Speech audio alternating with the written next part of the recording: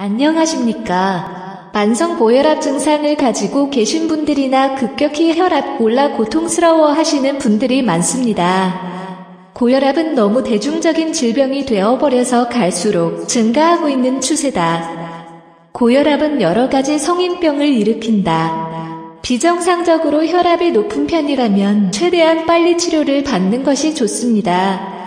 고혈압 환자들은 혈압을 컨트롤하기 위해 여러 약품을 복용합니다. 하지만 약물을 복용하면 어지러움, 불면증과 같은 부작용을 일으킬 수 있죠. 혈압을 낮추고 싶지만 어떻게 하면 좋은 것인지 모르는 사람도 있을 거예요. 생활 습관을 개선한다면 점차 혈압이 정상으로 돌아오고 약 없이도 정상 혈압을 유지할 수 있습니다. 오늘은 이렇게 높은 혈압을 늘리는 방법에 대해 한번 알아보도록 하겠습니다. 혈압 상승을 줄이는 가장 효과적인 방법은 체중을 줄이는 것입니다. 그리고 차이를 만들기 위해 큰 체중 감량이 필요하지 않습니다. 10파운드만 빼더라도 혈압을 낮출 수 있습니다. 고혈압에 걸릴 원인은 염분의 과잉 섭취가 있을 수 있습니다. 소금은 나트륨이 포함되어 있는데 체내의 수분을 유지하는 작용이 있으므로 염분을 섭취함으로써 체내의 수분이 증가합니다. 그렇게 되면 혈류량도 증가하고 혈관이 받는 압력이 높아져 그 결과 혈압 높아진다는 것입니다.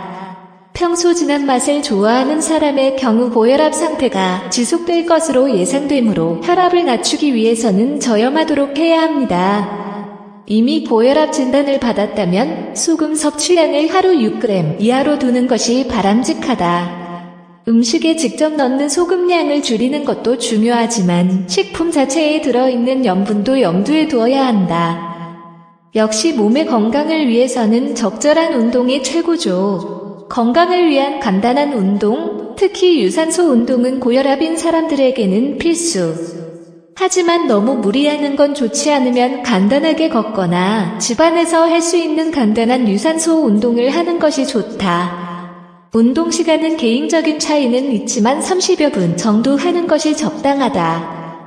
아침 식사를 반드시 먹자. 필자의 경우 아침을 안 거르고 먹는 편이었으나 바쁜 삶을 살아가면서 평일에는 아침을 굶는 일이 허다하게 되어버렸다. 아침 식사는 점심과 저녁 식사할 때의 과식을 예방하는 효과가 있고 아침을 먹는 사람이 그렇지 않은 사람보다 낮은 체중과 낮은 혈압 수치를 나타낸다.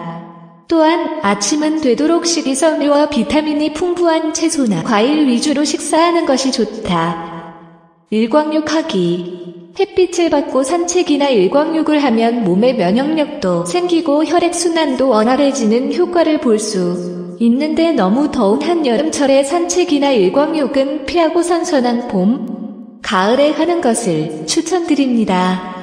그리고 평소 스트레스 받는 것을 피하셔야 합니다. 스트레스는 혈압을 급격히 높이고 그로 인해 위험한 질환까지 얻게 될 수 있기 때문입니다. 여기까지 혈압을 낮추는 방법을 알아보았는데요.